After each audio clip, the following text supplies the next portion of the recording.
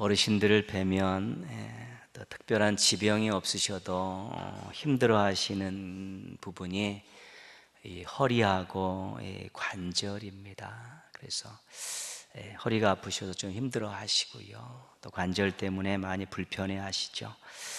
오래 사용하시고 많이 사용하셨기 때문에 나타나는 그런 현상입니다. 물리치료도 하고 수술도 하시기도 하지만 그 통증과 불편함은 계속됩니다.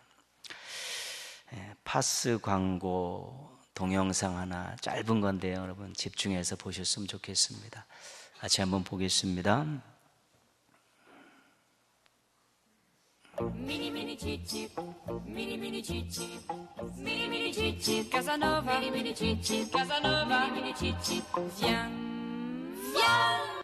변하지 않는 튼튼한 케토톱.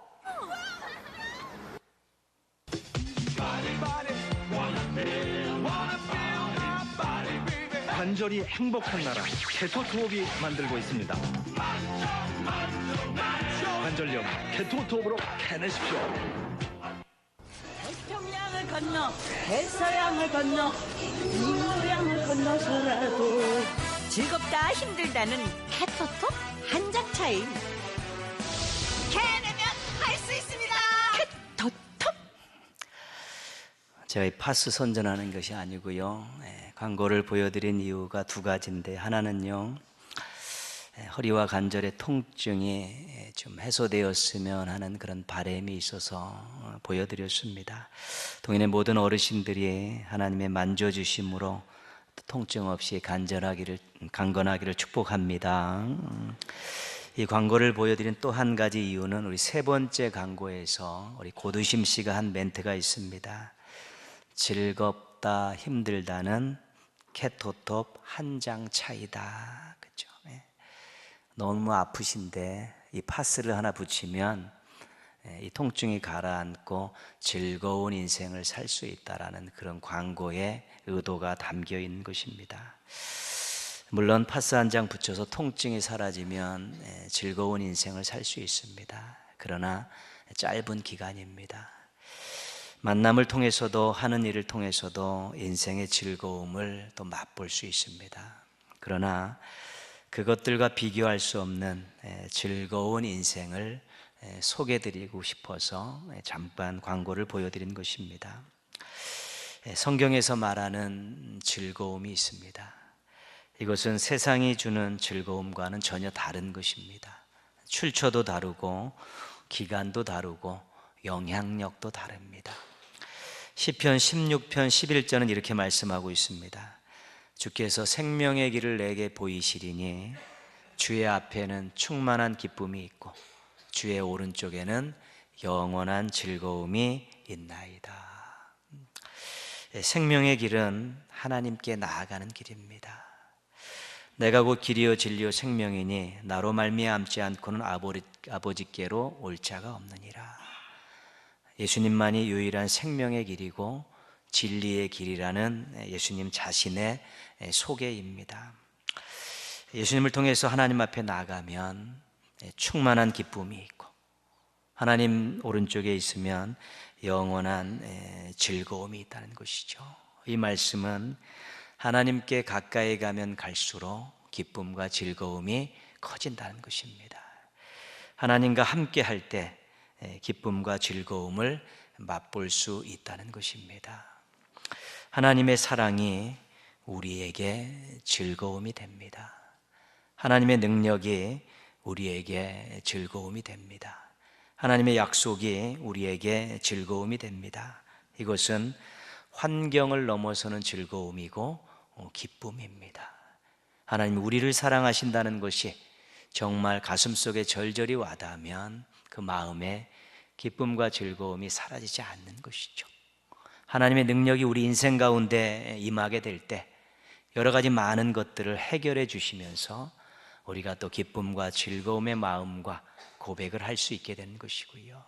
지금은 여러 가지 많은 답답함이 있지만 하나님께서 주시는 소망을 가지고 우리가 미래를 바라보게 될 때 아직까지 임하지 않은 환경을 통해서도 우리가 기쁨과 즐거움을 맛볼 수 있게 되는 것입니다.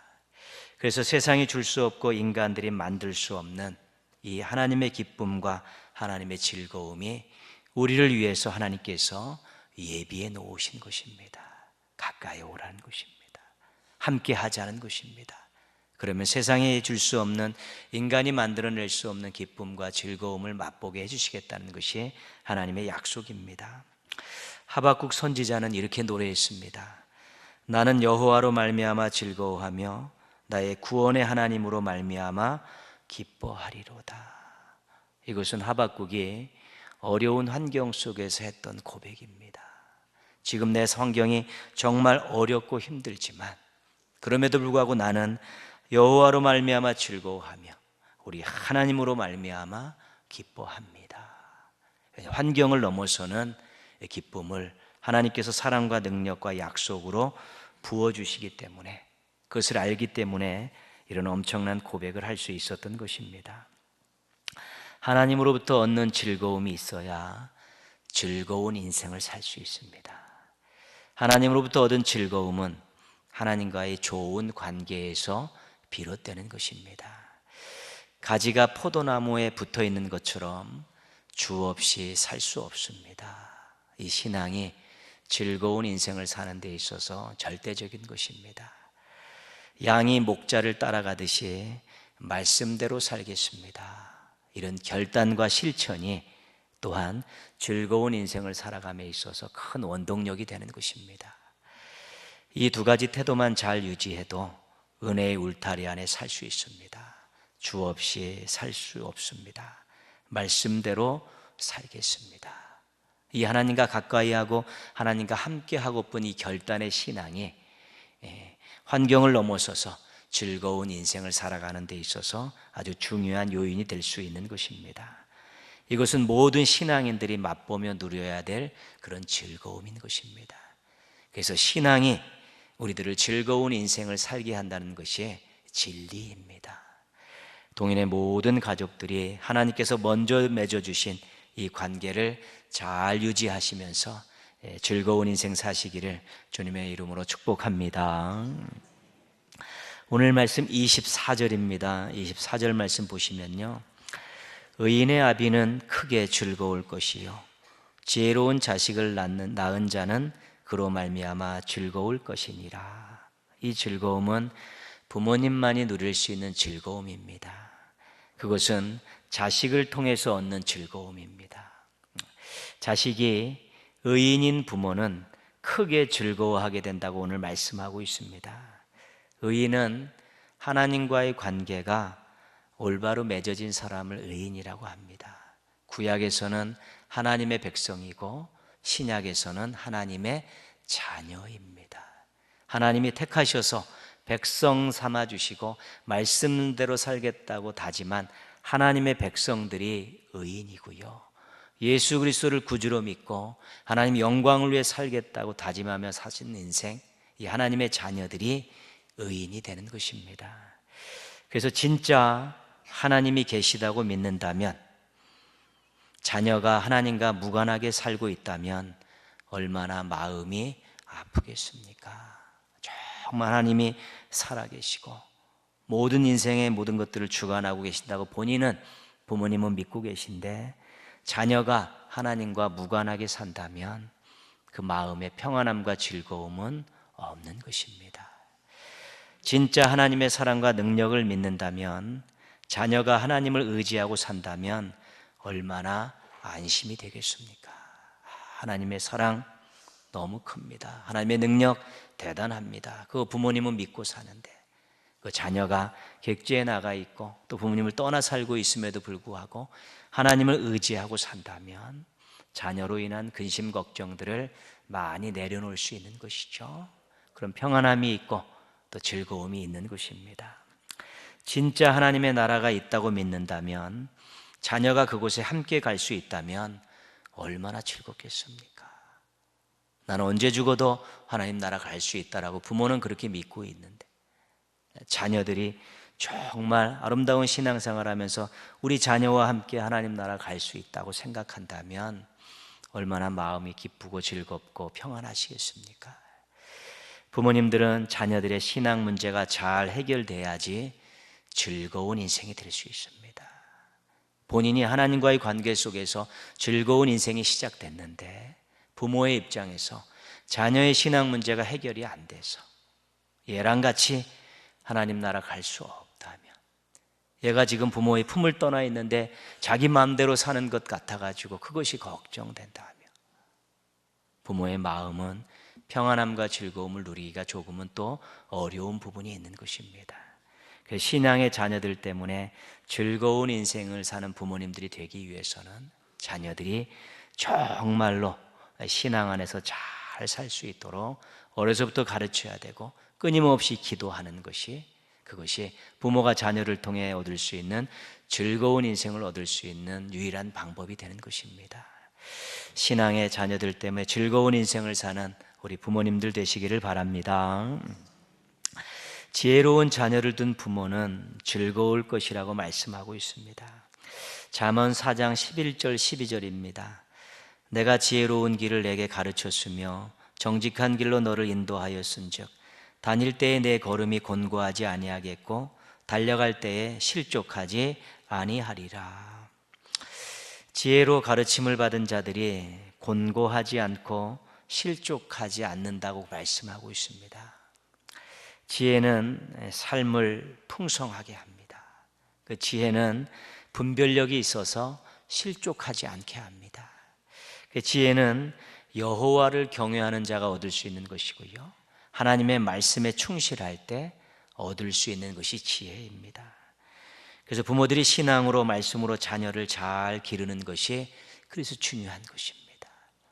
그들이 지혜를 가지고 산다면 인생의 여러 가지 역경들을 잘 이겨낼 수 있고요, 당하는 환난 풍파 속에서도 분별력을 가지고 실족하지 않을 수 있기 때문에 그렇습니다. 부모님들의 자녀들에 대한 걱정은 끝이 없습니다. 어렸을 때는 어렸을 대로, 학창시절은 학창시절대로, 젊은 날은 젊은 날대로, 결혼을 하고 나면 결혼을 하고 난 이후로, 부모님 돌아가시기 전까지 자녀들은 늘 아이들이기 때문에 걱정이 줄지를 않습니다. 그러나 연세가 드시면서 해줄 수 있는 능력들이 점점 줄어들고 있기 때문에 더 안타까운 것이지요. 늘 잘 되었으면 좋겠는데 도와주는 것들이 세월이 가면서 연세가 들면서 점점 줄어들기 때문에 오히려 그 부분을 해소하기가 어려운 것이죠. 마음은 굴뚝 같은데 여건은 그렇지 않은 것입니다.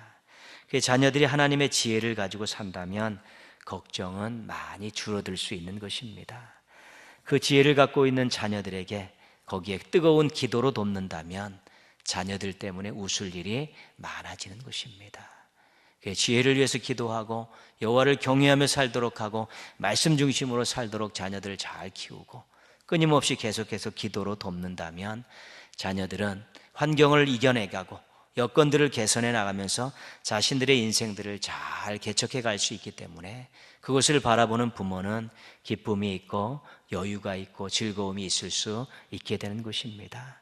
그래서 자녀들의 신앙과 더불어서 이 말씀으로 잘 가르치고 뜨겁게 기도해서 지혜로운 자녀들로 하여금 각자의 인생들을 잘 개척해 나가고 헤쳐나갈 수 있게 한다면 그것이 부모가 즐거운 인생을 살아가는 데 있어서도 중요한 요건이 되어질 수 있는 것입니다.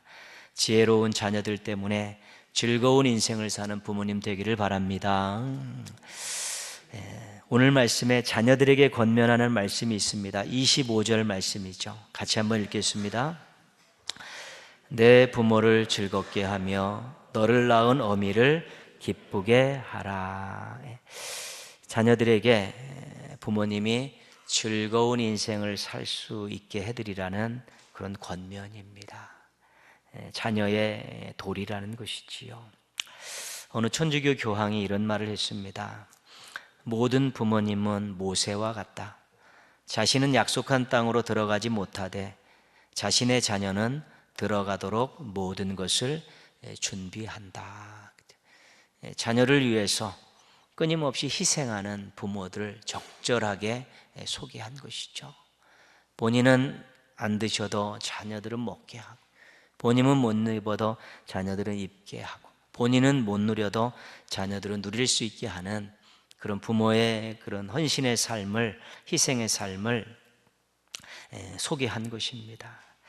희생으로 키우신 부모님을 기쁘고 즐겁게 해드릴 수 있다면 아낌이 없어야 되고 주저가 없어야 되는 것입니다.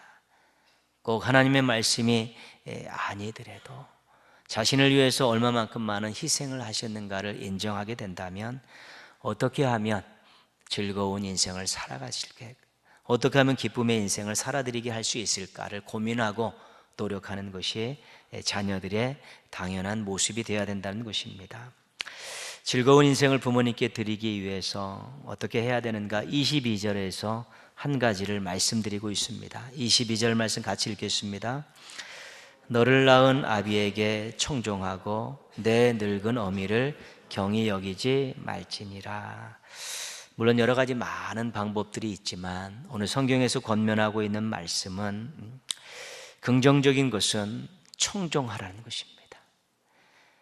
이르시는 말씀을 잘 듣고 따르라는 것이고요. 부정적인 권면은 경히 여기지 말라는 것입니다.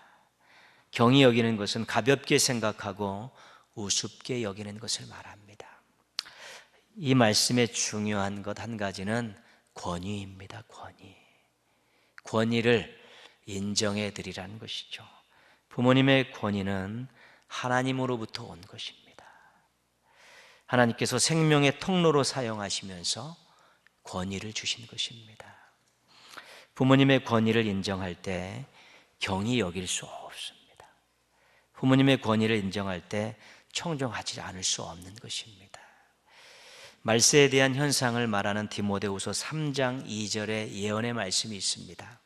말세에 어떤 일이 일어나냐면 부모를 거역하며 감사하지 아니하며, 이것이 마지막 때에 나타나는 기이한 현상인데요, 부모의 권위를 부정하고 감사하지 못하는 것, 이것이 마지막 때 말세의 현상이라는 것입니다. 사탄이 조종하는, 사탄이 득세하는 말세에 나타나는 현상이 부모의 권위를 인정하지 않고 부모의 희생과 사랑을 인정하지 않는 모습으로 나타난다는 것입니다. 현대를 포스트 모더니즘 시대라고 말하는데요, 이 포스트 모더니즘 시대의 특징 중 가장 대표적인 것이 권위 부정입니다. 너나 나나 같다는 것입니다. 여러 가지 조건에 상관없이 너나 나나 다 같다는 의미죠. 그것이 포스트 모더니즘 시대의 아주 중요한 특징 중에 한 가지입니다. 그러나 공동체에는 질서가 있는 것입니다. 이 질서에서 정이 나고 도덕과 윤리가 생기고 이것이 더 성숙해지면 섬김이 나오게 되어 있는 것입니다.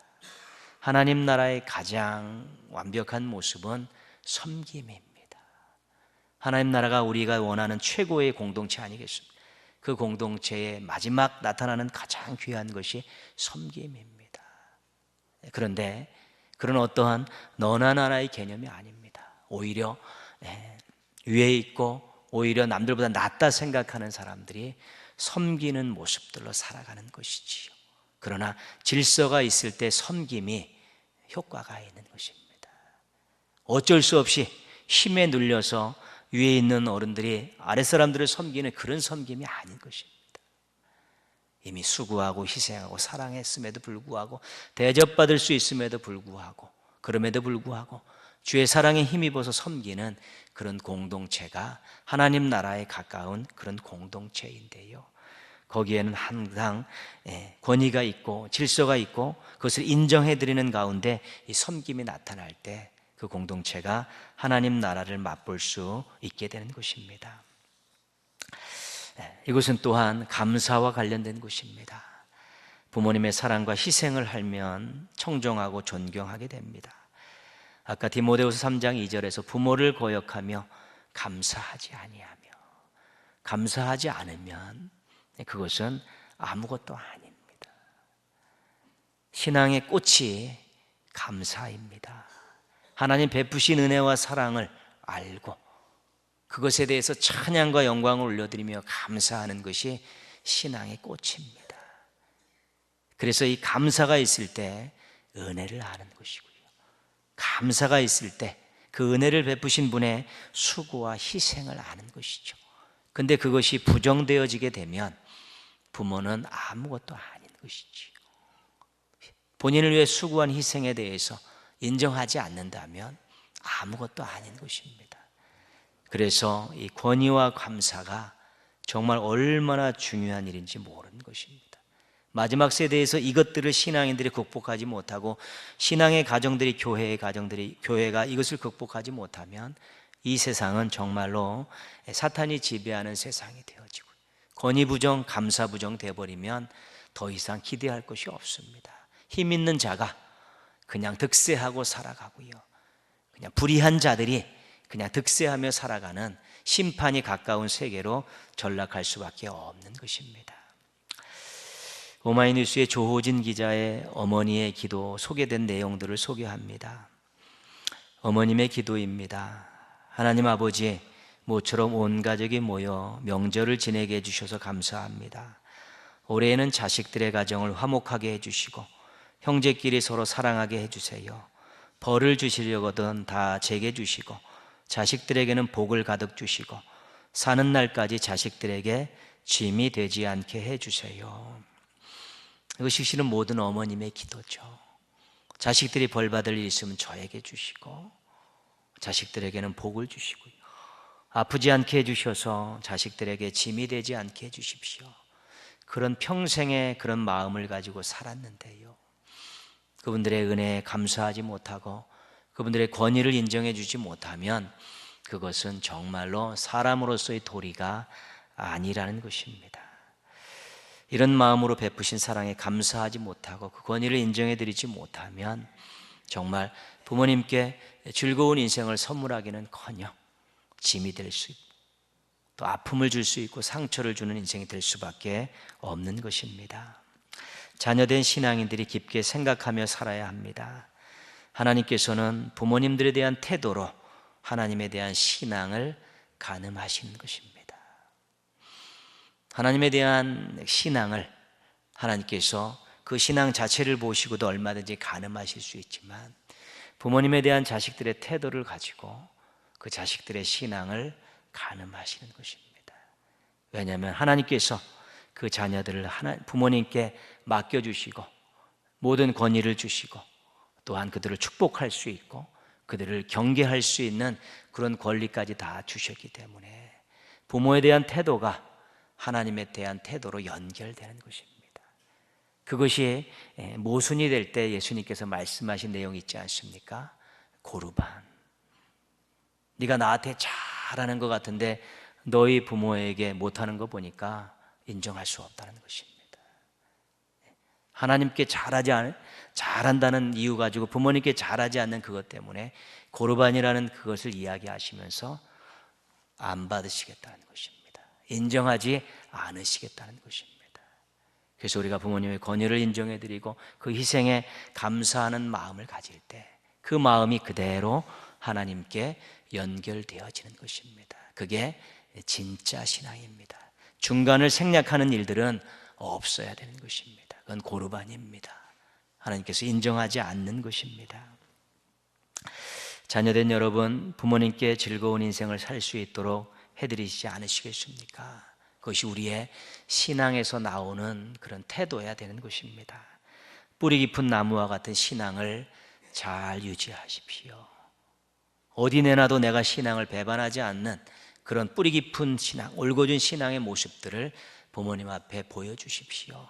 그럼 부모님은 즐거운 인생을 사실 수 있습니다. 그리고 권위와 희생을 인정하면서 청종하시고 존중히 여기십시오. 그럼 우리 부모님들이 즐거운 인생을 살아가는데 여러분이 큰 힘을 보태실 수 있게 될 것입니다. 동인의 모든 가족들이 하나님의 깊은 관계 때문에 즐거운 인생 사시기를 축복합니다. 우리 부모님들은 자녀들 때문에 즐거운 인생 사시기를 축복합니다. 자녀들은 부모님들에게 즐거운 인생을 선물하시기를 주님의 이름으로 부탁드리겠습니다.